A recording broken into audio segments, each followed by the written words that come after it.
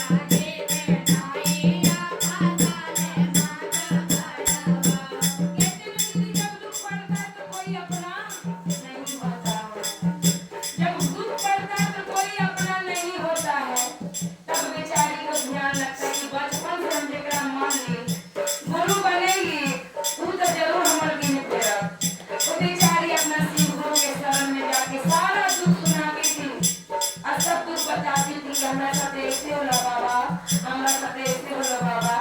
लेकिन कहते ना दीदी, समय से पहले आप किस्मत में ज्यादा कुछ नहीं मिलता है। बेचारी का शादी हुआ, शादी होने के बाद कहता कि पति तो मेरा अच्छा है, पति मेरा सब कुछ करेगा। लेकिन कहते ना दीदी, जो लिखा जाता है उसको कोई नहीं मिलता है। कहते कि जो उसको कुछ नहीं है उसका पति बहुत अच्छा होता है।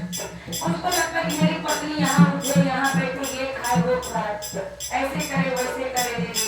लेकिन जिसपे जो गिरता है वही जानती है।